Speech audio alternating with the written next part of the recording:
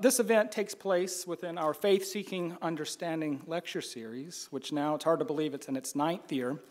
And many of you, Gordon folk, have heard me intone the goal of this series before, but since repetition is the soul of memory, I'll do it again. The phrase faith-seeking understanding is most closely associated with the medieval theologian Anselm of Canterbury. It was chosen for it reflects our view here at Gordon College that our faith should not be a matter of self-satisfied piety and isolation from the life of culture and intellect. Rather, we should be engaged in the great issues, ideas, and debates of our day. And I, too, think that the topic tonight richly illustrates the goals of this series. But obviously tonight it's not a single lecture, but a debate. And let me just give you the format, and you have, many of you have a sheet on your lap, and we're going to slightly revise things. But each of our two guests are going to begin with about 10, or they've asked to go a little over. And at a Protestant institution, we believe in grace, so we're going to allow them to go a little over, not too much.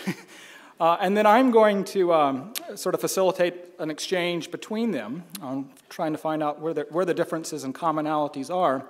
But then we're going to just throw it open to you, the audience. And I would ask you just to observe several ground rules. First, we'll have 2 roving mics that we can circulate around, but that you would just stand up and briefly introduce yourself, and that you would ask a question. This is not a time for you to give a sermon on your own views of this topic, but you'd ask a succinct and civil question. We greatly value candid discussion here at Gordon, but we also value civility very much, especially on a heated political and economic topic like this. And then we'll let them answer, and then at the end of the time, they'll offer a concluding statement, or they've asked even if they might offer a concluding joke as well. I think they have some interesting jokes on the topic, so we'll allow that. But we're going to begin with Jim Wallis's opening statement, so take it away.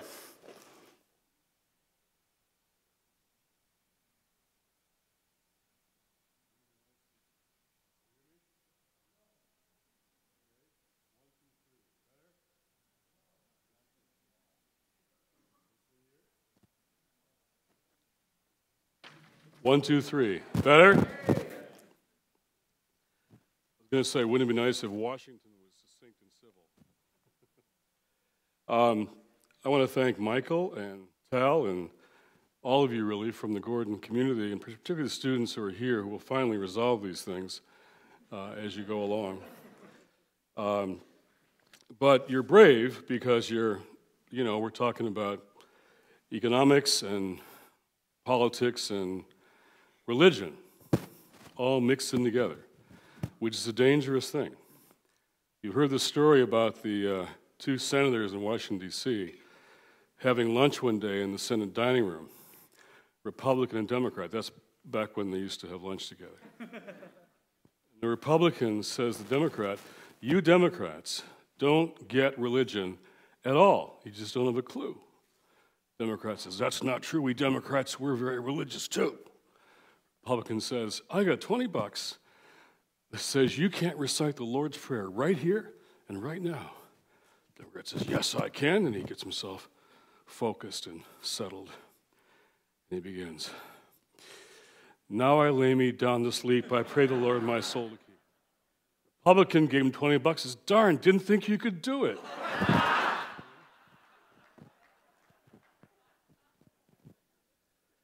So, the problem with having these debates, we've had, is this our 4th? Is, after a while you kind of hang out together and talk and you get to like each other. It's a problem, And we're becoming friends, we're scheduling lunch dates and all kinds of stuff. So, but I hope that you will see tonight something Washington, D.C. doesn't know much about, which is 2 Christians who can agree and disagree, but do it in a civil kind of way. I often say, don't go left, don't go right, go deeper. We say we have an economic crisis, it means a lot of people are suffering. very badly, and the ones suffering the most are God's poorest children. So we got to find out not what's liberal or conservative, but what's right and what works. Maybe tonight will be helpful to us in that regard. Ideology says there's choices. It's always either or. Government, market, either or. That usually only works in the academy, not in the streets, where it's usually both and, or all the tools that we can muster and find a way to work together.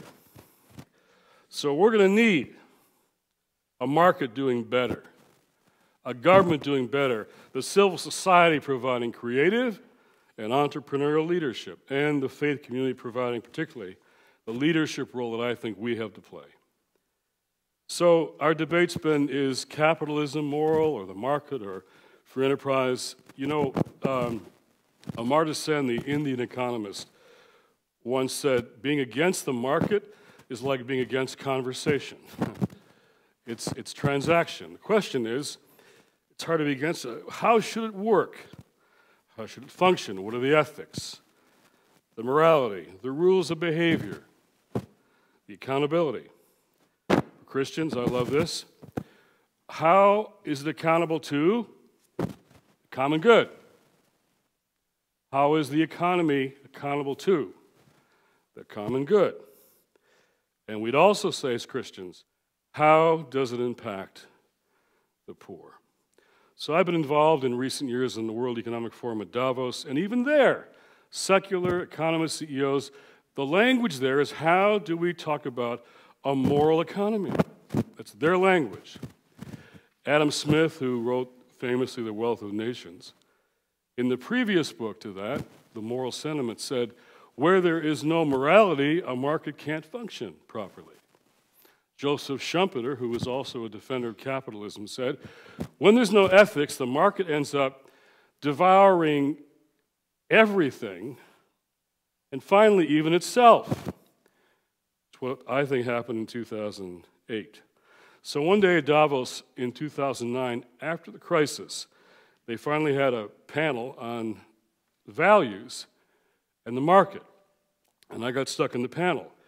And I, at one point, just held up my hand and I said, what happens, remember Adam Smith's invisible hand? What happens when the invisible hand lets go of the common good? What happens then? So,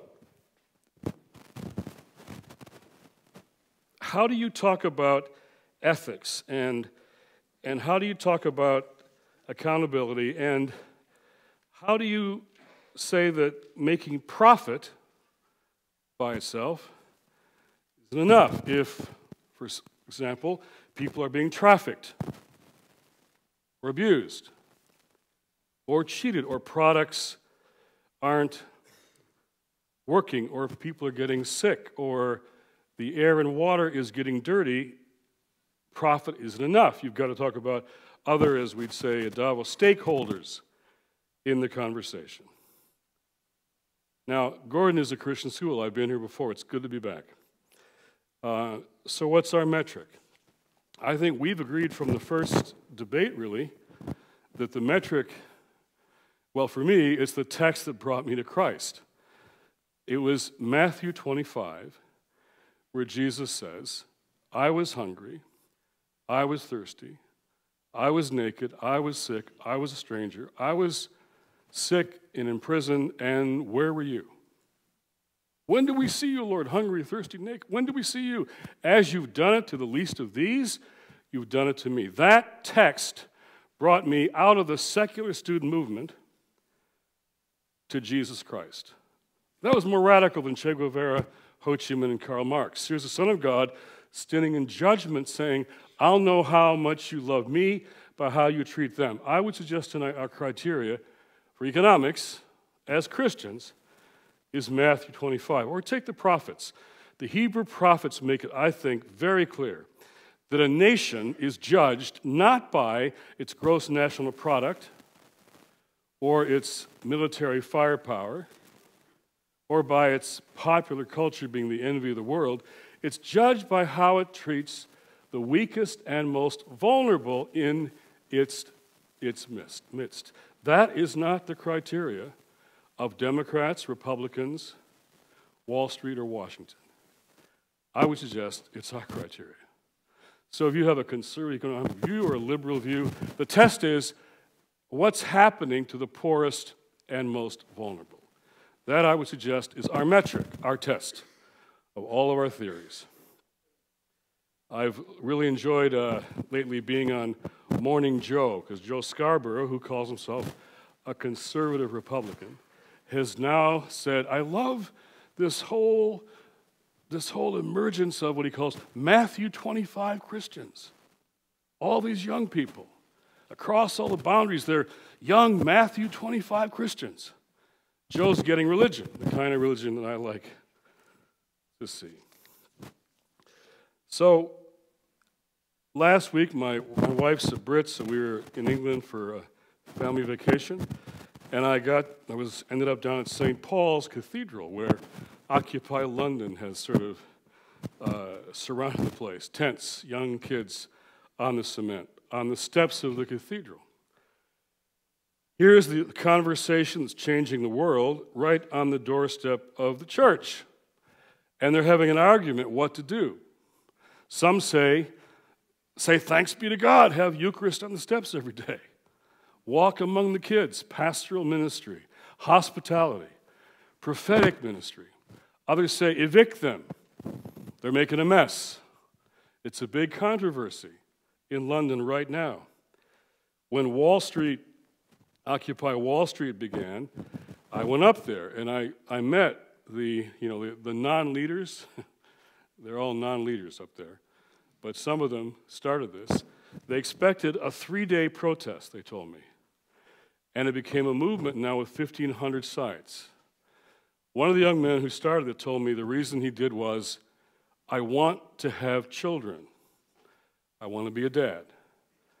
And right now, I don't like the way the world is for the children I want to have. So then, 3 days later, I was in Abu Dhabi for the pre-Davos World Economic Forum meeting. Totally different crowd, CEOs, economists, but whether it was feather beds in 5-star hotels or tarps on the cement, the issues were the same. It's what I call the uneconomy. Unfair, unsustainable, unstable, and making lots of people unhappy. The issues were the same. Now, if you Google tonight inequality, you'll find hundreds of references to that phrase, that subject, that you wouldn't have found a few months ago. Occupy is not going to come up with 10 reform positions. They're not going to agree with each other. They are lifting up the issue of inequality. They're creating space for a moral conversation about the future of this economy. Now, I've not met anybody there, I certainly wouldn't agree if I did, who say that we should create the society engineered from the top that creates equal outcomes and we're all the same. That couldn't be done without a totalitarian system. But in the last 100 years, we've had 2 huge peaks of inequality. One was right before the Great Depression, and one in 2008, before the Great Recession. That's when it really peaked. So, now we have 400 people, the wealthiest Americans, having more wealth than the bottom 100 million. We've got more than 3/4 of Americans saying the country's economic structure is out of balance and favors a small proportion of the rich over the rest of the country. That was a Wall Street Journal poll. The top 1% controls more financial wealth than the bottom 95%. Now, CEOs 30 years ago made about 30 times what their average workers made. That's the way it is now in Japan and Germany. Now, in this country, it's 300 to 1, that ratio. I would suggest these are stats of biblical proportions, these gaps. Now, it hasn't always been that way. From 1949 to 1979, all income groups saw gains, but the largest percentage gains went to the bottom 20% during that period. But since 1979, the top 5% have seen their real family incomes increase by 72%, while the real family incomes to the bottom 20% have dropped 7.4%. Now, when I spoke one time to the CEOs of Davos about this issue, my topic was, should we despair of our disparities? That was the question. So I said, well, let's look at a topic that you're all familiar with. I mean, of course, biblical archaeology. And they all laughed. The biblical archaeologists, when they dig down in the ruins of ancient Israel, they find periods of time when the relics, the artifacts, show not a sameness, but a relative sharing of prosperity, a relative sharing. During those times, ironically, there are no prophets, no Isaiah, no Jeremiah, no Amos, no prophets.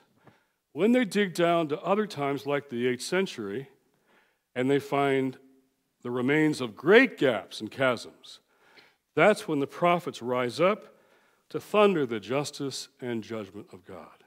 So I think the young people, in their own secular way, are reminding us of what is for us a biblical issue. By time, I'd read Isaiah and Micah and Jeremiah and their denunciations of that kind of gap and accumulation at the expense of the poor.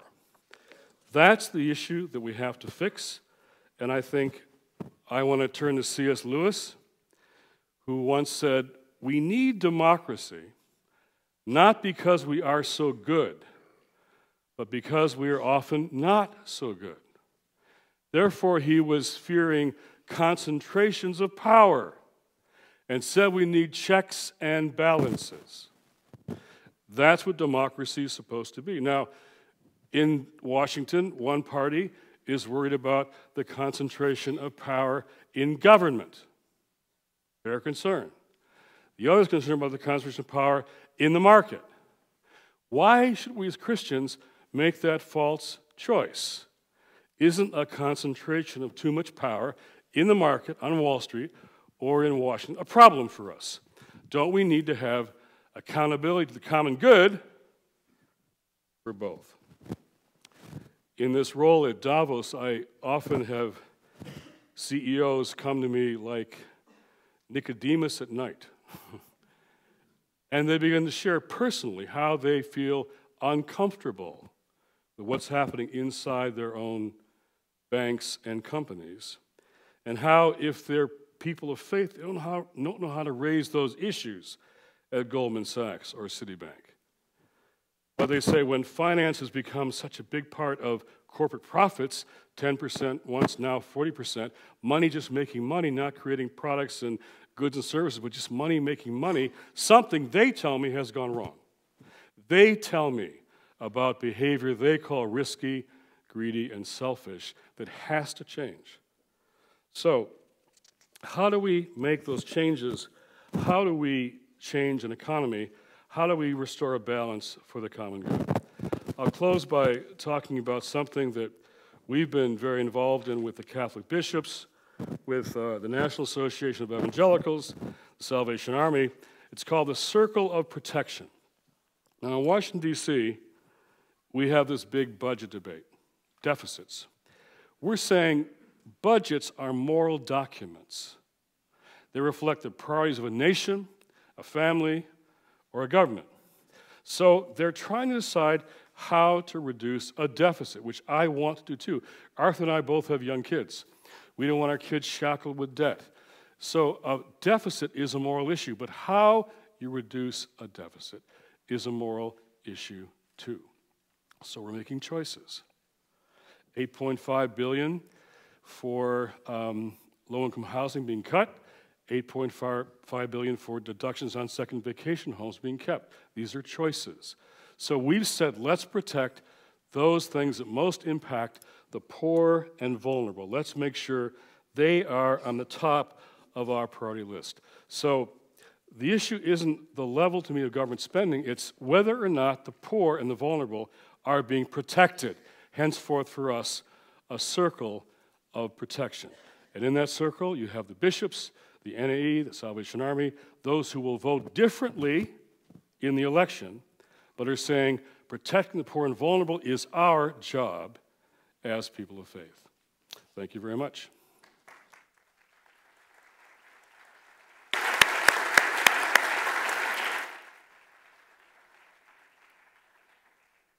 Thank you. What an honor to be here with my friend Jim Wallis. Thank you, President Lindsay. Thank you, Professor Howard. Thank you to all of you. It's great to be here at Gordon College. This is my first visit. It's not the first for Jim. As we do this series of debates, I find that Jim has been a lot more places than I have. And he's established a lot more friendships, but it's a delight to see all of you. The name of this series is Faith Seeking Understanding, of course attributed to St. Anselm of Canterbury. I'm a Roman Catholic, so this is something that we look at, we study the works of St. Anselm of Canterbury, and you probably know that faith-seeking understanding is the definition of something. It's theology, according to St. Anselm.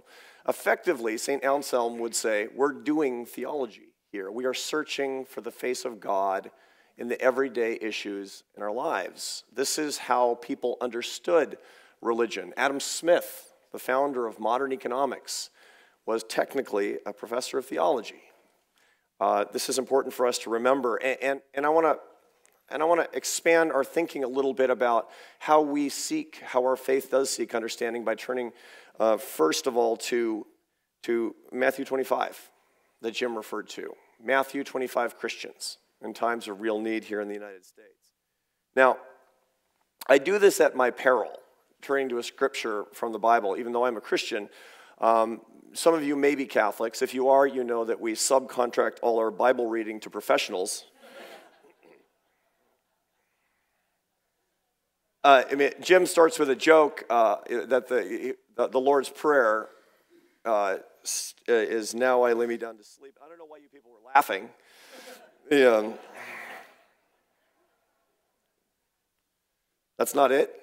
So, but I do want to turn our attention to Matthew 25. Matthew 25, the passage that we're talking about is verses 31 through 46, the parable of the sheep and the goats. That which you do unto the least of these, you do unto me. Now, there's a straightforward inference in today's public policy environment.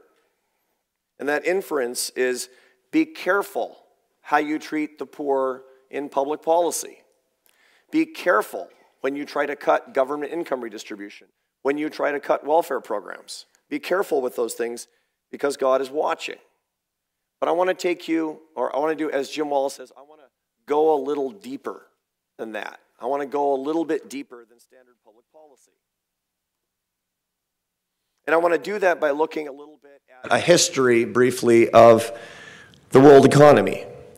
If you were living right here in 1800 in Wenham, Massachusetts, if you're living right here, the chances would be better than half that you had never left a 20-mile radius of this site in your life.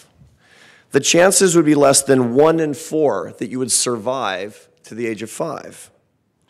If you got the flu, you wouldn't be worried about missing class for a week and getting behind in your studies. You'd be worried about dying. The average age at death was 38 years old. Now, there had been zero economic growth, effectively, from the time of Christ until the year 1800. Every generation lived like their parents and lived like their grandparents. There was no realistic prospect of living in any more comfort. As a matter of fact, the great historian Gregory Clark has written that people in the year 1800 in America had the same level of material comforts as people living 100,000 years earlier. To live in 1800 was stylistically different than living in the time of Christ, but it wasn't materially better. It wasn't materially better than the Stone Age, according to historians. It's incredible to think. what that means. What's happened since the year 1800? The average American is 2,000% richer than he or she would have been in the year 1800. We enjoy, on average, 40 more years of high-quality life. What happened? The answer is free enterprise happened. Capitalism happened. The Industrial Revolution happened. But not for everybody in the world. It happened for us in the United States. It happened for the Europeans. It happened for a lot of people, but not for most of the world. This is what economists refer to as the Great Divergence. Starting in about the year 1800, some countries started to see great material wealth because of the Industrial Revolution. Others stayed precisely where they were and stay almost at that level today. So how do we help the desperate of the world today based on this? The answer is aid, of course, charity, of course, welfare, of course. Those things relieve material suffering, but they're not enough to lift up whole nations like we have been lifted up over the centuries. The only way you're going to save millions of lives, the only way you're going to lift up whole countries is with a system. And the only system that's ever done that is the free enterprise system. Now, I'm talking about poor people around the world, sub-Saharan Africa, real poverty. Here in the United States, we have a lot of poor people, and a lot more poor people than we had 5 years ago. But even our poor are rich by world standards. It's important to remember that. Still, what do the poor need? What do the least of these in our country need from us? The answer is not less free enterprise. The answer is greater opportunity through better education and a healthy culture. The answer is more access to the free enterprise system through more entrepreneurship. The answer is getting out of people's way and teaching them how to lift themselves up. It's the patrimony that we got and that we need to pass on to our children and grandchildren. That's the reason we're all sitting in this beautiful auditorium today. Now, I don't want you to think that I'm only concerned with material wealth, because I'm not. I'm not only interested in lifting people up economically, because St. Anselm would tell us that theology demands that we lift people up not just materially, but their souls as well. You've heard from when you were a little kid that money doesn't buy happiness. And in fact, economists have asked if it's true. And it is. Economists have looked at what happens when countries get richer. They've looked at the difference between rich and poor countries. And what do they find? They find that once a country is above the level of subsistence, basic subsistence, money doesn't make people happier at all. Now, it's interesting, isn't it? We've gotten 150% richer on average in the United States since 1972, and the average level of happiness has stayed precisely the same. If you look at two countries around the world that are both above subsistence, but one much richer than the other, it says nothing about their happiness on average. For example, the average French citizen is 3 times as prosperous as the average Mexican citizen. Yet both Mexicans and French live above, on average, the level of subsistence. The average Mexican is twice as likely to say he or she is very happy than the average French citizen. It has nothing to do with money. It has everything to do with other things in their life. So what do we really need? How do we really need to make people more prosperous? The answer is not money. Money alone, at least. It's earned success. Earned success is the belief that you are creating value with your life. It's the belief that you're creating value in the lives of other people. It's a system in which you can match your passions with your skills. You can make something that grows and prospers through your hard work and merit. It lets you design your life and your vocation. Indeed, social scientists find if you ask people the simple question, do you believe you've earned your success? The answer to that question explains more of their happiness than any other question.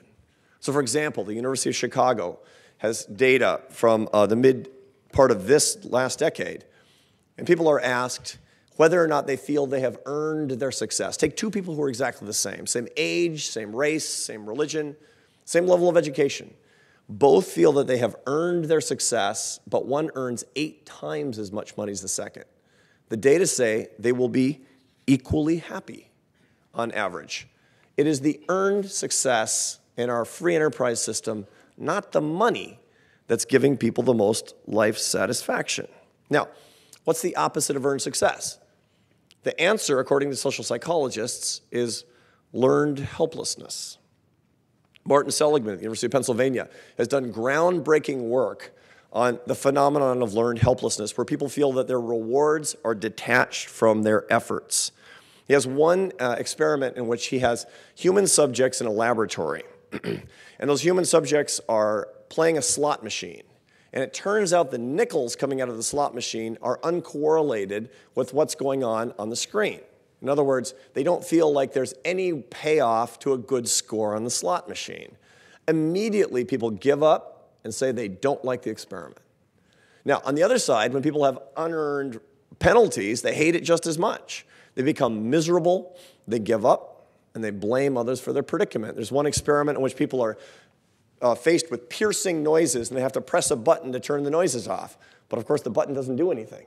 Immediately, they give up, they become miserable, and in subsequent tests, they're unable to perform basic tasks. People are debilitated by learned helplessness. What's the implication for policy from this? The implication is be careful. Be careful about detaching rewards from merits. Be careful about letting people become claimants on the government, for example. This hurts people. And this brings us back to Matthew 25.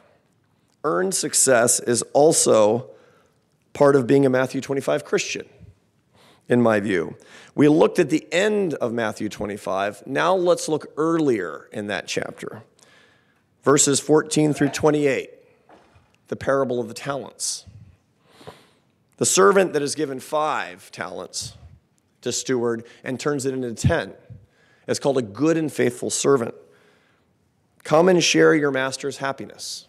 Same for the servant that's given 2 talents who turns it into 4. The servant who takes 1 and buries it in the ground and brings it back is called a wicked, lazy servant. The servants with the 5 and 2 talents, I submit for your consideration, are earning their success. The same phenomenon we feel in everyday life. To be a Matthew 25 Christian is to be one who works for the poor in a way that allows them to lift themselves up, to relieve their suffering, and to give them a chance to be good and faithful servants with God's great and plentiful bounty. Free enterprise is the only system in history that has allowed us to do this on a massive scale for millions and billions of people around the world. It is not an economic alternative. It's a moral imperative. So here's my answer to the question of the day. Is free enterprise moral? No, because it's not a person, and only a person can be moral. Morality is a personal characteristic. But free enterprise is a gift that allows us to express our deepest values to the least among us, and that can make us a more moral person. Thank you.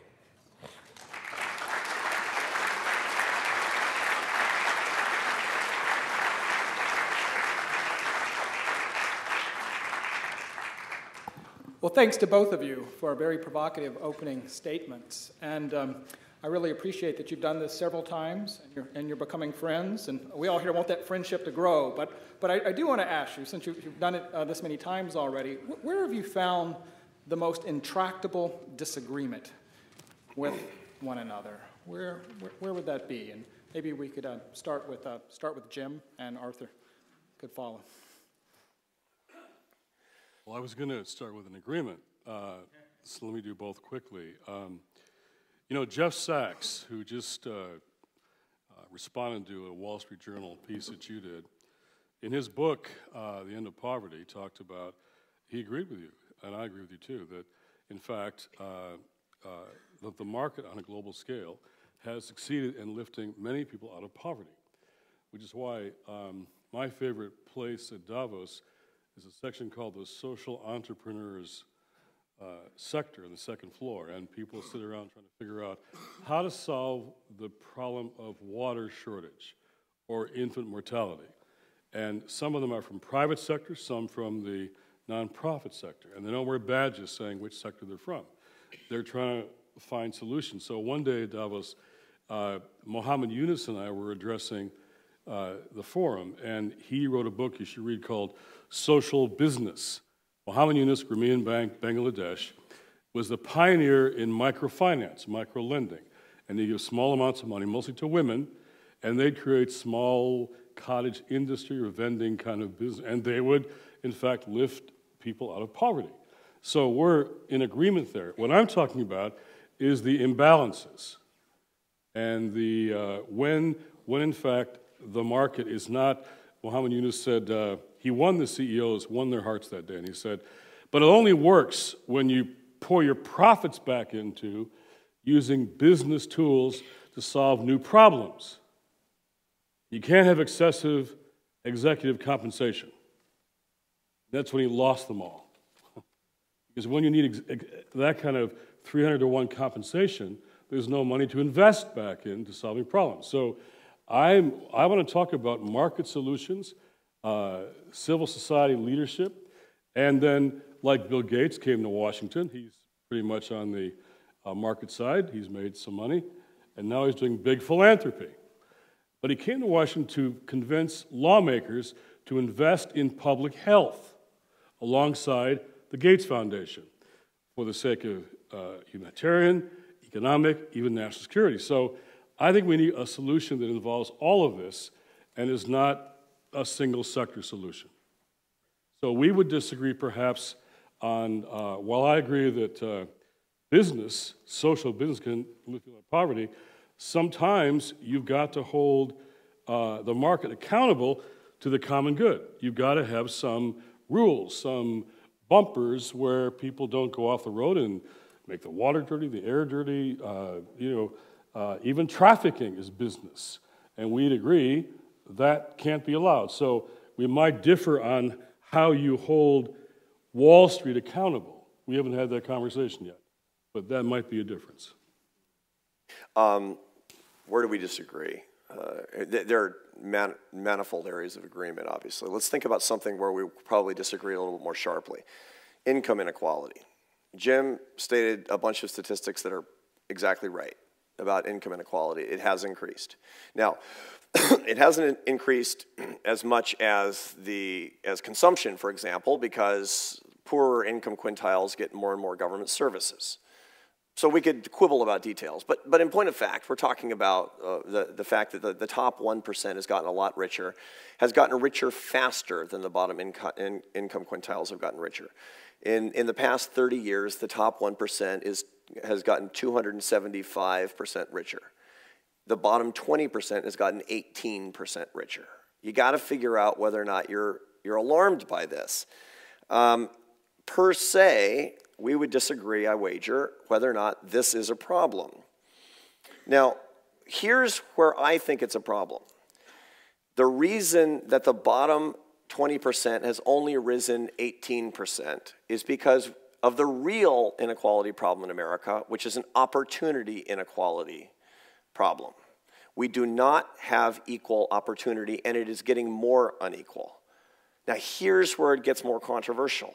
Why is it that the bottom 20% has less opportunity than the top 1%? And the change in opportunity isn't as high. Why is it that the bottom 20% is slowing down while the bottom 1% is speeding up? The answer to that is that the bottom 20% is being robbed of their rights to a healthy culture and a good education. They're being robbed, and we should all be outraged by the civil injustice that people in the bottom 20% are exposed to public schools that are failing. 40 years ago, the average expenditure per public school student in the United States was $4,552 in today's dollars. Today, the average public school student in the United States has $10,411 spent on him or her. And the average outcomes are worse. Now, if you were running a business, you'd be driven out of the market. But this is a government monopoly. and it's preying on the bottom 20%. As you do unto the least of these, don't forget the implications of this is a big deal. This is a big deal to us as Christians, I dare say. It's a big deal to me. The bottom 20% are disproportionately being robbed of their future because of an education industrial complex that's dominated by massive bureaucracies and teachers' unions. It's not that complicated, it turns out. It's more complicated than one sentence, I'll tell you. But it's something we have to deal with. Number one. Number two, unhealthy culture. Why can't we talk about this in the United States? I have a colleague who has a new book coming out at the end of January. And the book talks about the difference between the top 5% and the bottom 20% in this country. And the difference is largely cultural. The acceptance of things like illegitimacy, the acceptance of minor criminality that would never be accepted, right, left, or center. This is not a political issue in the top 5%. What is the average divorce rate in the top 5% of the income distribution? It doesn't matter if you're liberal or if you're conservative. The answer is 15%. What is it in the bottom 20%? It's about 75%, except that most people don't get married in the first place. That is the biggest barrier to people in the bottom 20% getting ahead. And until we can actually deal with the discrepancies and opportunity in this country, we're not going to be able to treat the poor with the adequate care that is vested in us, I think, by God.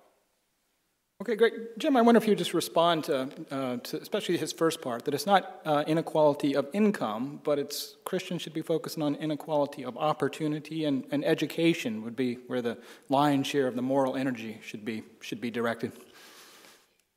Well, we would agree that opportunity is the key, and one of the disturbing things is that the United States now has less social mobility, less opportunity than Western Europe does.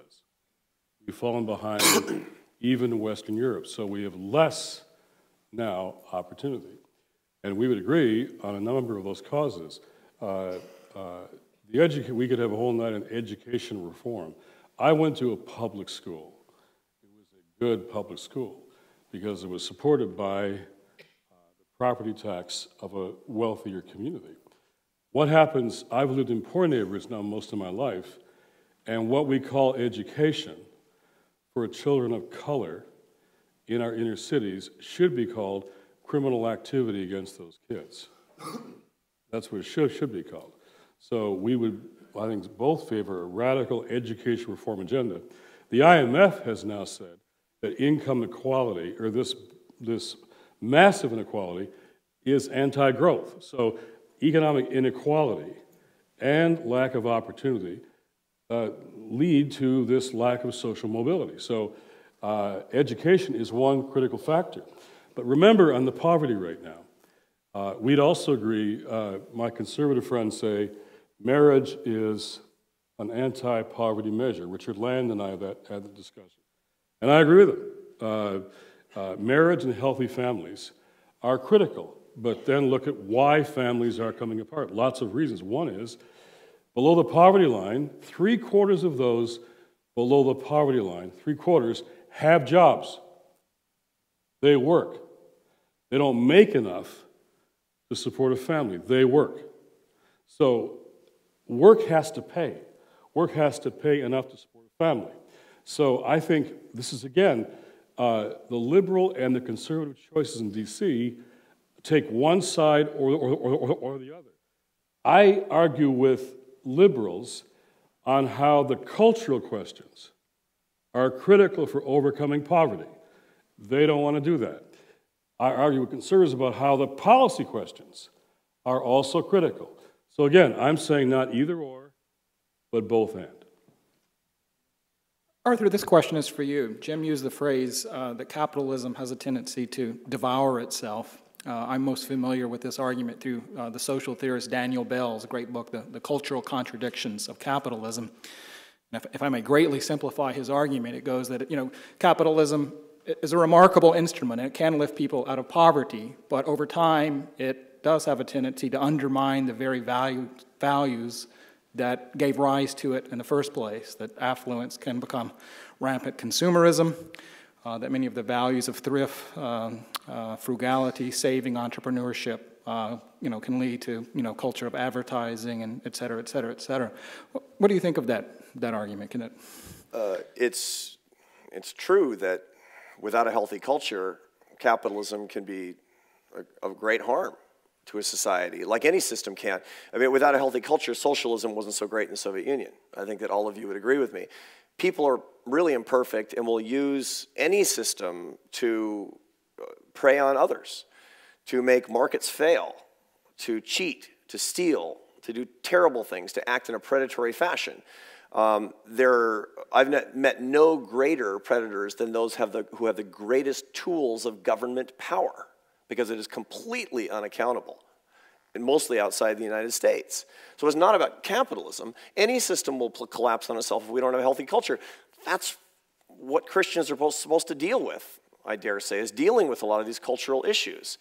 Adam Smith, as Jim noted correctly at the outset in his opening remarks, wrote The Wealth of Nations, but that wasn't his first book. His first book was written 17 years before, and it was The Theory of Moral Sentiments. It was about how a healthy culture could create and sustain a society of free people. And only when we have a healthy culture, where people understand the consequences of exploiting market failures and choose not to prey on each other, can you have any system, capitalism, socialism, totalitarianism, communism, anything, that's not much worse than it would be if you had a virtuous people. This is what our founders, this is the central insight of our founders. Look, a free society is not going to work unless we have virtuous people, unless Americans are virtuous, unless we're, as we would say today, we have a healthy culture. Absolutely true. But it's not capitalism that does it. It's humans that will use any system and work it against itself. That's why we have to worry about culture first. Jim, this question's for you. I like your phrase, go neither left nor right, but go deep. I think most people in the free enterprise would say that in going deep, you veered left. And whether you're on the left or the deep left, concern is more about wealth inequalities and the market, but it's not necessarily about government and statism. Just in looking at some of Arthur's writings, the word statism comes up quite often as a problem that benumbs a ethos of liberty and entrepreneurship and ultimately creates poverty. In short, should the left be concerned more about power accumulated in the government, statism, than it is? Well, as I tried to say before, I think the accumulation of power, too much power in government or the market, is a problem. I would probably relax the regulatory regimes on small business, but the 6 banks that control 90% of the credit card business, I would hold them more accountable. The credit card business has changed dramatically, and those contracts from 2 pages to 30, now it's about cheating us. So that's wrong. So I think government has a role in holding the market accountable to the common good. But I've said before, the market can function in a way, that helps lift people out of poverty. So again, I think these false choices are what's really skewing the debate in Washington. Healthy cultures are critical, but in the inner city, if you're trying to make marriage work, incarceration rates for African-American men are a problem for marriage in the inner city. Then you get into how criminal justice systems are prosecuting drug offenses differently for blacks than whites. So there are reasons why culture is broken, and fixing culture and good social policy are both in our interest as people of faith. So it shouldn't be the government has the answers or the market can solve it by itself. There's got to be an interplay here. And I think civil society, de Tocqueville was right. We have this robust civil society, and the faith community, I think, could lead here in a fundamental way. 58% now, white evangelicals, who believe in marriage and believe in a healthy culture. 58% are against cutting federal programs that help the poor to reduce the deficit. 75% are against cutting federal programs that help faith-based organizations like World Vision help the poor. So these old polarities are breaking down when we want to find solutions that fix culture, strengthen culture, and make policy accountable to, in fact, the dictates of justice. Okay. This is really for both of you. The Occupy Wall Street, the Occupy movements have occupied national attention lately, and you both have written pieces on it. Jim, you've referred to the movement earlier. Arthur has a piece in the Wall Street Journal a few days ago. Just very briefly, Jim's, your position is the church really needs to kind of engage this and invite it into its own precincts. Arthur, you suggest that we should admire the moral energy, but you know the movement really has the wrong target. It's not just the elite, the wealthy, but it's what you call crony capitalism, which is statism's codependent spouse, I believe is how you put it. Would either of you like to just comment on your analysis of the Occupy movement and how it enters this discussion today? Go ahead, Jim. Well, I've said that it's not a matter of endorsing everything that the Occupy sites say and do. They wouldn't endorse each other. But embracing and engaging, I think, is really be a very powerful thing for pastoral ministry, hospitality, and around the issue of inequality. So you know, I think they're raising the issues that create space for the conversation. We should have a talk about what crony capitalism is. Because, in fact, you said, and I would agree, that socialism in the old forms isn't the answer. But we have virtual socialism in this country in regard to Wall Street. We bailed out banks that failed us. We bailed them out. They got a socialization of their risk-taking. And we did that with taxpayer money. They don't help out the homeowners that have their mortgages foreclosed upon.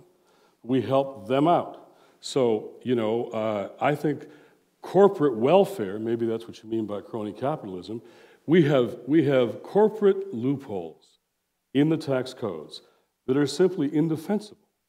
When President Obama said, let's cut deductions for corporate private jets, within 48 hours, the New York Times had a big article, corporate jet industry mobilizes to protect their deductions. That's a K Street lobby firm. There are no K Street firms for widows and orphans or mothers below the poverty line. That's what churches do, to protect the poor and vulnerable. So I would like to see an elimination of corporate loopholes and an elimination of Wall Street's socialism, because that's what we had. Most banks did not package junk. They didn't take mortgages and ship them out. They remained faithful to their customers and clients, and they knew where their loans were. 6 banks, not all banks, 6 banks did this to us. And I, frankly, I would have appointed a sheriff of Wall Street and set them there with handcuffs. I mean, these people broke the law. They broke the law.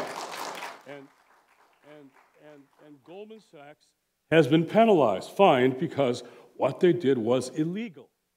So when a Goldman Sachs trader comes to me like Nicodemus at night, and she says, I like what you said about values, I said, Goldman did practices and products that led to this and were wrong. Were they not? She says, yes.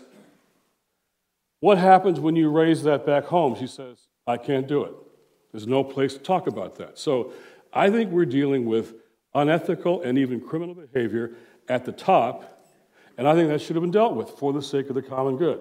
And you and I might agree on some of that. So you may call that crony capitalism, I call it Wall Street socialism. And I think that was wrong. I think that was wrong. I agree with virtually everything you just heard from Jim. I would love to see more people being let out in handcuffs from Washington, D.C. And then maybe they can go to Wall Street, because let's think about what happened on Wall Street. Look, they're a bunch of crooks. They got bailed out. It's not right. They were set up by a system that was created by your federal government through 2 agencies called Fannie Mae and Freddie Mac. as well as the federal, as a bunch of federal agencies that together held and owned 70% of the low-quality mortgages in this country that created a housing bubble and sent us into recession. 19.2 million mortgages were held by federal agencies that were distressed, that were either gotten on the basis of lousy credit scores, no down payments, no documentation, or insufficient income. These are the facts. 70% of subprime and what economists call Alt-A mortgages were held by federal agencies. That created the market that was exploited by crony capitalists on Wall Street that should be penalized. The point of fact is that you can't find corporate cronyism in America without finding the government there someplace. That's just how it works. It's called special access. It's called favors. GM and Chrysler got bailed out. Everybody loved that one, right? And then what happened? Then the president gave us cash for clunkers, where we got a government grant to buy the cars from the companies that had been bailed out. That's called stealing money from your kids to buy yourself a car. It's not the right thing to do. You don't find corporate cronyism unless you have the codependent wife. But Arthur, in 2006, at the heart of the bubble, 84% of the subprime mortgages were made by private lending institutions.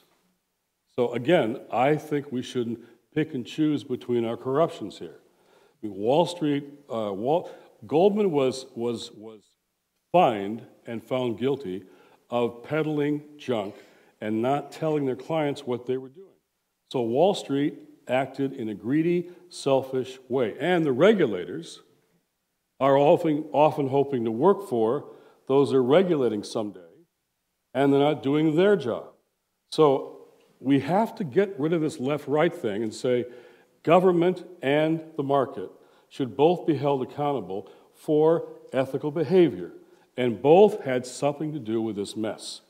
So all I resist is when we say it was Freddie, and we could talk about this all night. That was part of it, but Wall Street, by packaging that junk through mortgage-backed securities and getting sweetheart deals with the agencies, they played their role, and that was wrong. And so how do we hold both accountable to our two ethics here? One is, what happens to the poor and the vulnerable, most of all? And second, how do we account for human nature, sinfulness, fallibility? I don't believe in a sinless market any more than you believe in sinless government. So let's hold both accountable for their sins. That's what I say. The market itself for mortgage-backed securities was created by the U.S. government. It was created by government agencies, and that's important to keep in mind. But we agree. Look, we agree that more virtuous behavior actually has to govern markets, has to govern government behavior. Unfortunately, governments don't have very many self-correcting mechanisms, except to vote. And that, of course, brings us all back into it, because we're coming up to a very large choice. My only fear, of course, is that we don't have a real choice. And that's going to be something that we're going to all have to cope with as voters. But you don't want to leave it up to the market to protect clean water and clean air and healthy toys for our kids? There's not an economist in the world who believes this. Look, if you go back to Adam Smith, even if you go into the world of conservative economics, Friedrich Hayek, the Nobel Prize-winning economist, who's the main voice understanding the conservative or libertarian viewpoint on economics, he says the government's got two jobs. The government has two jobs and two jobs only. Number one is to provide a minimum basic standard of living for the poor. Crazy stuff, huh?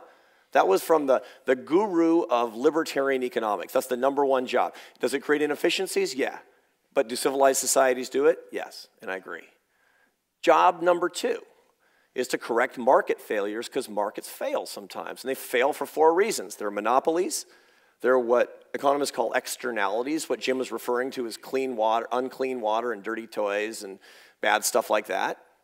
Number three is public goods, stuff that people want but they don't have an incentive to pay for, like the army and the police and the fire department.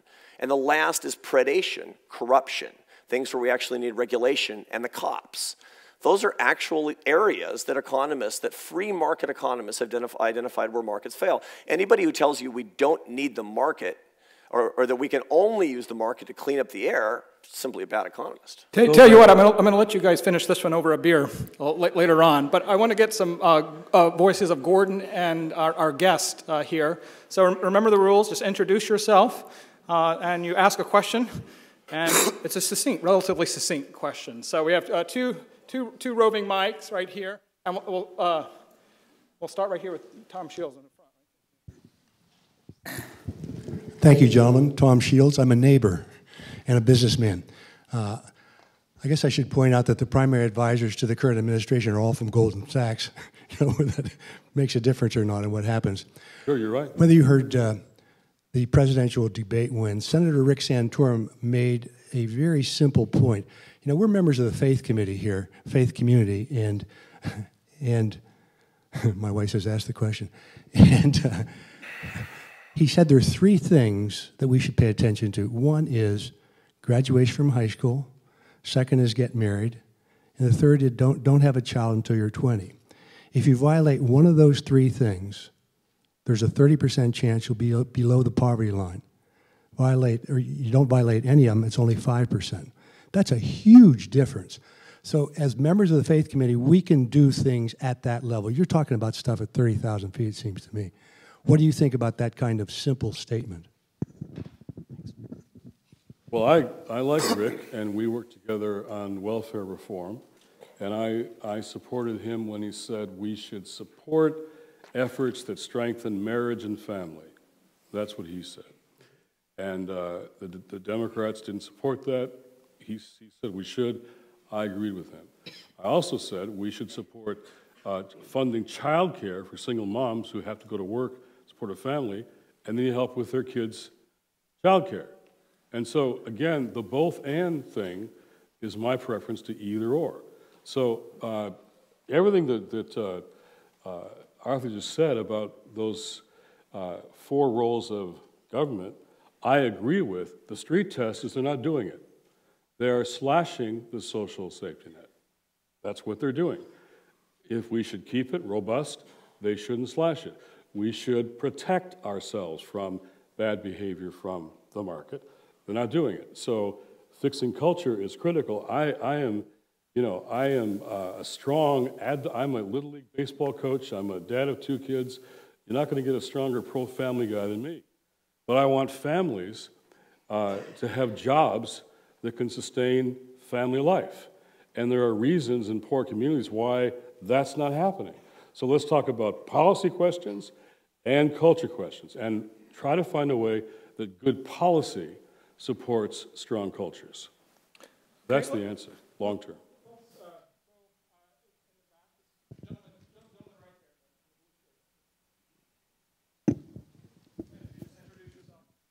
Hi, pardon me. My name is Alec Lewis. I just graduated from Gordon in May. And I'm curious, tonight we've talked about a lot of more complex thinking broadly, but I'm curious about your opinions on very specific, real choices that are going on right now that are going to be facing this nation as the presidential election approaches. One of the biggest is the expiration of the Bush tax cuts. Both Democrats and Republicans have set that issue to be a cornerstone of the presidential election. And I'm curious particularly of you, Mr. Brooks, specifically what your view on those expiration of those tax cuts are. And I'm also curious of what your opinions are of efforts of the Obama administration, such as the financial reform, the Dodd-Frank bill, and the establishment of the Consumer Financial Protection Bureau, and certain efforts led by Elizabeth Warren, who's now running for Senate in Massachusetts. Thanks. Good questions. What's my view? What's my view of the expiration of the Bush tax cuts? My view is that the tax system is hopeless, completely broken, and that the more that we talk about this set of tax cuts expiring, the more that we're talking about the staying with the status quo. With a system that's not serving the American public, it's not fair, and it's not going to help our economy going forward. We're fiddling while Rome is burning by talking about whether or not the maximum top tax rate is going to be 35 or 36 or 39.2 or whatever. These are not the right questions for us to be having. And the trouble is that a lot of the candidates on both President Obama and the Republican candidates seem unwilling to take on this fundamental fact that they actually know to be true. If you want a tax system that works, you have to do reforms in 4 ways. Number 1, make sure they get out of the way of entrepreneurs. That means generally lowering rates. Number 2, it means broadening the base. Right now, about 51% of Americans have no federal income tax liability, and 70% of Americans take more out of the tax system than they put in. The problem with that is huge. It's vast. I mean, even if somebody pays $1, you have to have skin in the game to have good citizens. Number 3, you got to cut loopholes. The problem with the Republican Party today is the Republican Party is effectively becoming the tax loophole party. It's doing them great disservice, great discredit. You have to get rid of tax loopholes so you don't have crazy disincentives, and the guy who's got the better accountants and better lawyers is going to be the better corporate crony. You got to get rid of that. And number 4 is you have to stop creating disincentives for investment. More taxes on consumption and fewer taxes on investment. If you do those 4 things, lower the rates, broaden the base, close the loopholes, and don't tax investment, you're on your way to a tax system that'll really work. President Obama is not dedicated to doing any of those 4 things, and I see precious little of that on the Republican side either. Sorry to be kind of a downer. So let's take your street test of what's actually happening. The lowest 20% of income earners, those with an average cash income of $12,500 a year, are paying, they don't pay federal income tax, they pay payroll tax, sales tax, other taxes. They're paying about 16.2% of their income in taxes, lower 20%. If you calculate the tax rate for the richest 400 Americans, with all the loopholes they have and the tax lawyers they have, they only pay about 18.1% of their income and taxes. That is less than those making an average of $25,000 a year. That's what's happening now. The wealthy are not paying high levels of taxes. And so, how do you make the tax code more fair? We should have lunch someday about what we think fairness might require, because it is really unfair right now. And so, the notion that the wealthy, all the wealthy, are job creators, some are and some aren't.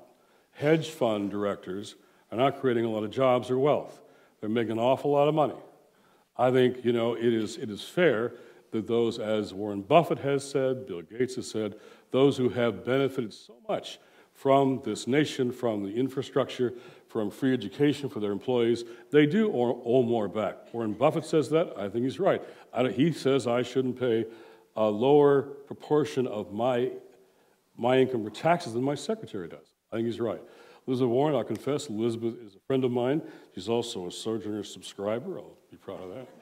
And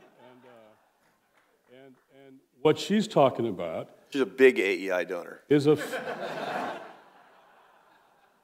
fair playing field, that you look at those contracts for mortgages and credit cards, all the new pages, they are cheating ordinary people. A pastor, a friend of mine, megachurch pastor, did a survey in his congregation.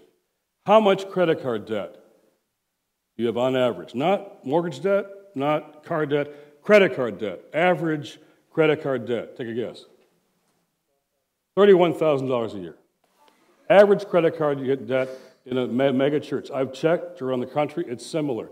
We have a serious crisis here, and those credit card companies are cheating us. She's right. And to make them not cheat us is a proper accountability to the common good, so I'm for that. Can I speak in favor of a very unpopular constituency for 15 seconds? And that's hedge funds. That's basically the financial industry. Everybody hates these guys. I understand that. People who are in private equity, people who are in mutual funds, people who are trading on Wall Street, people who run hedge funds, everybody hates them. Part of it is because we don't understand what they do. What do? They make sure you have a secure retirement. They make sure that public and private pension funds are growing and that people can retire with a stable income that doesn't come from the state. People who trade, people who invest are creating a service. I've had the CEOs of major manufacturing companies in my office say, the problem is we got to get more manufacturing in this country because all the guys who are making all the money don't make a real product. I say that's wrong. It's wrong. The people who are trading, the people who are investing, the people who are making wealth grow are making wealth grow for the 60% of Americans that are invested in financial markets, it turns out. This is not just them getting rich. This is all of us getting rich. Now, I understand that's an unpopular constituency, but it's something we have to remember. They are kind of us. So what would you say to the trader who said to me, when we were 10 to 15% of corporate profits, that was what we're supposed to be, facilitators making the rest of the economy work. Now that we are 40% of corporate profits, something has gone wrong.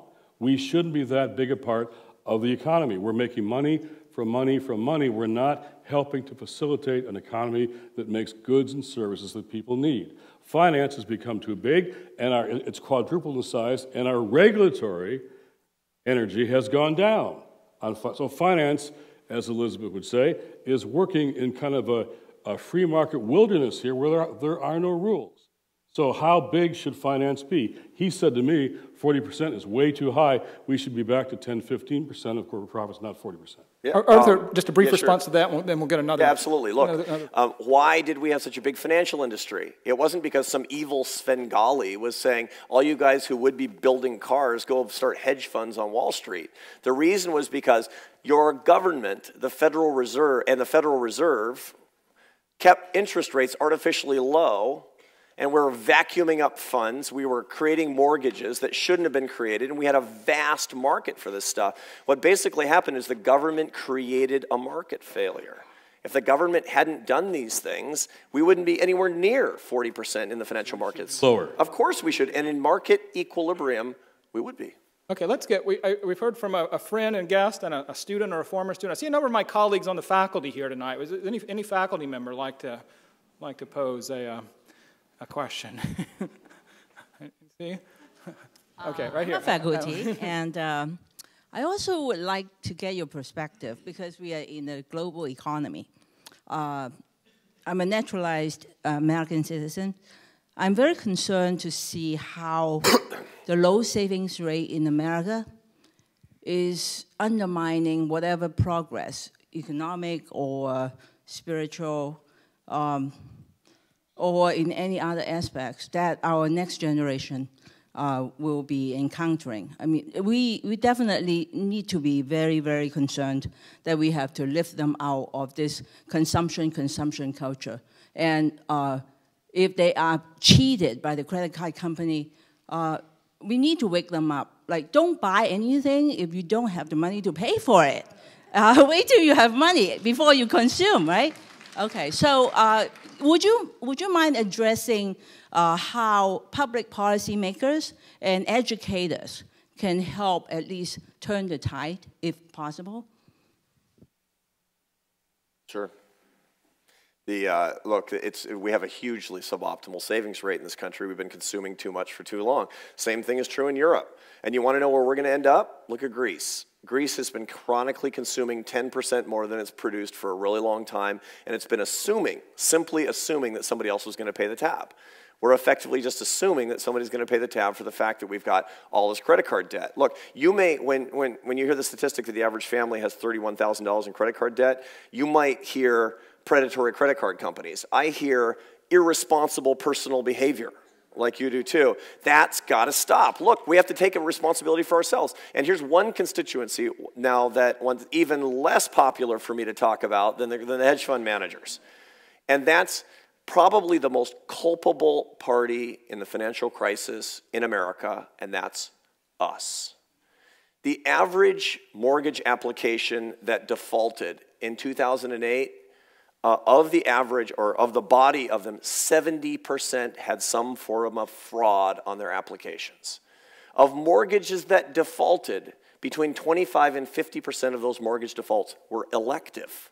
That is to say, I write a contract with my bank. I say if my mortgage goes underwater, I continue to pay it to the extent that I can, unless it becomes a bad investment. Elective mortgage default means I walk away because it's a bad investment. That's bad personal behavior. We have a responsibility to say the culpability is Washington, Wall Street, and Main Street. And until we have the courage to talk about these things, until we have the courage to talk about morality and ethics and personal behavior and how all of this is linked up together, we can complain till the cows come home about these Wall Street bankers and hedge fund managers. Nothing's going to change. Because we're going to wake up again tomorrow when this thing has solved itself, and it's going to solve itself. I'm happy to tell you. I mean, your house prices aren't going to be back for another 14 years. I'm sorry, very sorry to tell you. So again, but this thing is going to, we're going to do the same thing all over again because we create the incentives for these things to happen. So again, why make the choice between the problem being personal behavior, which it is, and predatory credit card companies, which are also part of the problem? I disagree.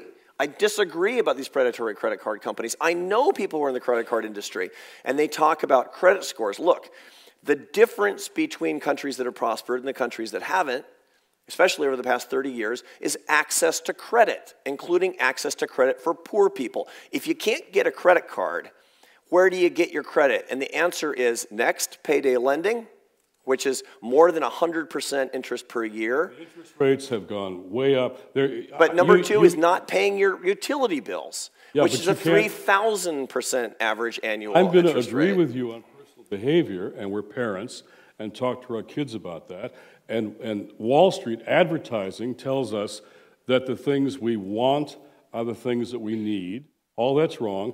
Jesus says, don't worry about anything. Advertisers worry about everything all the time. That's wrong. That's part of fixing the culture, all right? Advertising, corporate advertising, is creating this envy in us. That's wrong. But there is predatory credit card behavior. You can't sit here and say that those companies have not engaged in cheating, which they have. So again, why make the choices between let's behave better and let's hold the companies accountable? It could be both, not either or. Okay, we don't want to imperil your friendship more with that question, so let's get... Especially, yeah, over credit card lending. One more, possibly two, but probably just one more question. So let's go with this gentleman right here in the black shirt. If you could just get the microphone and just introduce yourself. My name is Bob Waldron, and I'm an architect and community development man. That's what my college education was actually pointed at. I would be curious of the difference in your opinions on what a sustainable economic annual growth would be, percentage-wise. Is that too loose? No, I got an answer for you. That's you got very an answer succinct. for him, Jim? I like that. Yeah, I like it a lot too. Well, I'll just respond to part of it. The key there is the word sustainable. I was speaking to the Wharton Business School last summer, their annual summer CEO conference, and we had a great 2 hours about values and ethics and morality and the economy. I said, I'd like to overhear you all talk about how we move from an ethic of endless growth to an ethic of sustainability. Ethic of endless growth, which we have now, to an ethic of sustainability. And their nodding heads indicated they didn't know all the answers, but that was the right question. So we have to change our ethical frame to a sustainable growth model, which is a deeper question than what percentage is viable. I'm more in the camp of endless growth. And part of the reason for that is that endless growth, or it's not really endless growth, it's just more growth, and it's more growth for a long time, is the only thing that's going to help us be good stewards to people who have less than we do. There's simply, as I said in my opening comments, you can't make a meaningful difference in the world with aid. You can't make a meaningful difference with charity. You can't make a meaningful difference with welfare. You can't make a meaningful difference with government. You can only do it with a system that's wealth generating. That's the only way it's the only way it's ever gotten done. I wish there were another way to do it, but it never got done before. It's the only way we've ever found to do it. So we need lots of growth, and we need to have the right kind of values so we can share the ethic of greater growth with more people. Growth for growth's sake is a materialism problem, and I completely agree. It's a huge moral issue. Jim is exactly right. You know, there's a literature out there, it's a great literature out there that asks, what's the unhappiest age in a man's life? Do you know what the average unhappiest age in a man's life is? What do you think it is? 45. 45 is the average unhappiest age in a man's life. Okay, so if you look at the psychological literature, they basically say two things. Number one, it's when your wife figures out definitively that you're boring. Right? Number two, it's because you've got an adolescent in the home, and that's like a total nightmare, right? I've got one. Anyway, so, but the real economic reason for it is that's when your earned success has definitively diverged from your money path in a free enterprise society in particular, and you figure it out, and you can't get from one to the other, and so people get very frustrated. This is a classic male midlife crisis is what we're talking about. That is the tyranny of materialism, and it's a really, really bad problem. We have to deal with it personally, and we have to deal with it in our families, and we have to deal with it with our kids. But I dare say that to the extent that we try to circumscribe growth for the sake of worrying morally about our own materialism, we consign other people to misery. What is the one country that since 1980 has been responsible for 75% of the decrease in world poverty? The answer is China. One single country, 75% of the dramatic decreases in poverty since 1980. Why? Because of trade. Trade with whom? Trade with you. Trade with the United States has increased by 1,000% since 1980 between the United States and China. People are literally not starving to death because of the stuff that you buy, and the stuff that you buy is because of our growth. Your materialism is your problem.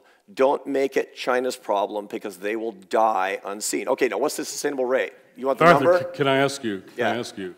The ethic of endless growth. You just wanted 2 to 3%. Look what I gave you. I'm sorry. That's right. In China, but let's take China. Well, it depends on what you mean by unsustainability. In point of fact, if we had a tax system that rewarded entrepreneurs, as opposed to growing the government and creating claimancy, we could sustain 4% economic growth year after year after year. Arthur, endless growth. Why don't we do a quick response with Jim? And then Endless growth. Just one, endless growth. Can the planet, endless growth, can the planet survive? All those folks in China and everywhere else having their own Ferrari. Of course, well, let's see. That's kind of an interesting thing to contemplate. It's a lot of Ferraris. It is. Can the planet survive that ethic of endless growth? That we all have our own Ferrari. That's a serious question about sustainability. You mentioned stewardship. Stewardship is an issue. This economy is, I've talked about unfair a lot tonight, unsustainable in terms of protection of this creation care, as the NAE talks about it. The NAE would say, you can't have endless growth and protect the planet. You can't do that.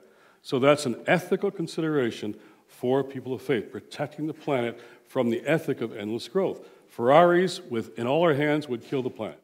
Now, okay, here's my objection, Jim. Here's my objection to that.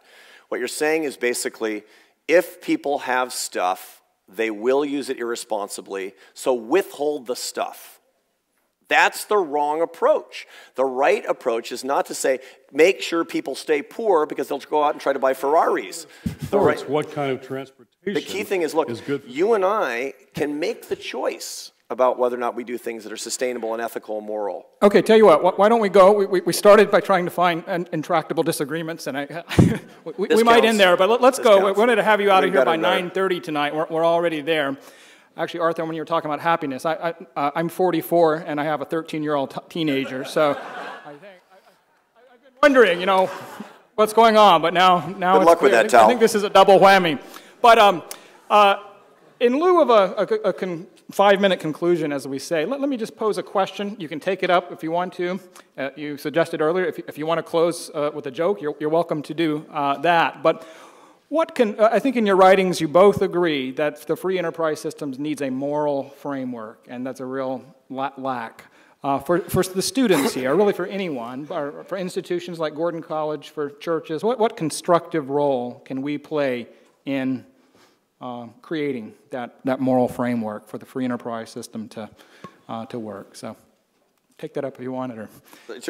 What's the one thing that we can do for a more what are practical moral free things enterprise that system? churches, colleges like Gordon College, places that are really care about kind of values questions, religious questions, what can we practically do to help create that moral framework that you both advocate in your writing? So why don't we start with Arthur, and then we'll give Jim the last word. What can institutions do, and what can people in institutions do? Let me put it in two very short parts.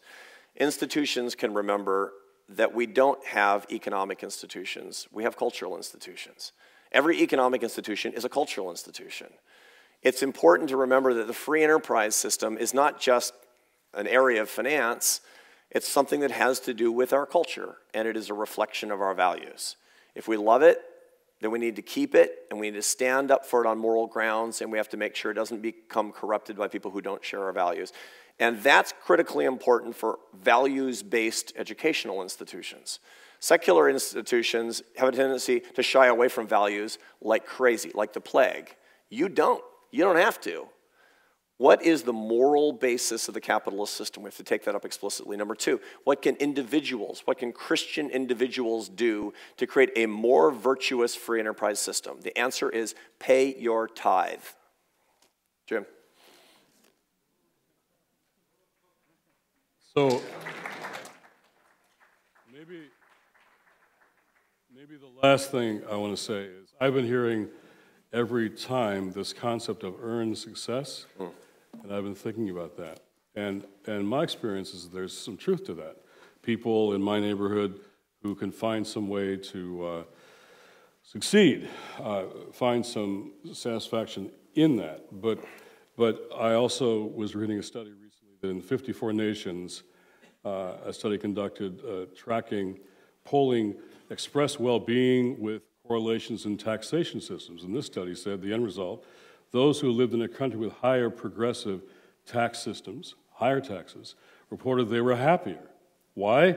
Because the government spending doesn't make people happy, but when they're happier when they get higher levels of clean environment, public transportation, parks, common space, education, health. So that would support the other political view to yours. I think we have to go deeper than even that. I don't see God telling us what you want to strive for here is earn success. I think God's saying you love your neighbor as yourself. That's the one commandment. Love your neighbor as yourself. And that doesn't always make you happy. Yeah, I agree with that. It requires some hard things. It's about grace and salvation and doing what it means to love our neighbor as ourselves. At a deeper level, that's a better economic ethic, I think, loving our neighbor as ourselves than just the good thing of earned success. Okay, why don't we bring things there to a close? Let me just have, before we thank our guest, two announcements. First of all, coming in, you probably noticed a book table there. So I hope all of you can continue this important conversation in your various communities in dialogue with these two. I hope it maybe started tonight, but their books are out there. This is also part of really a 3-day series of events. Tomorrow, we have Gideon Strauss, a senior fellow for the Center for Public Justice, is going to be speaking right here in 4:30. I believe he's here tonight. Where is Gideon Strauss? Is he? Okay, there he is over here. He'll be speaking right here at 4:30, and then in our convocation program in the chapel at 10:25 on Friday morning. And his topic for both of these broad topic is the welfare state ideal and the public debt reality. So I hope some of you can come to that. But let's really thank our two guests for a wonderful conversation tonight.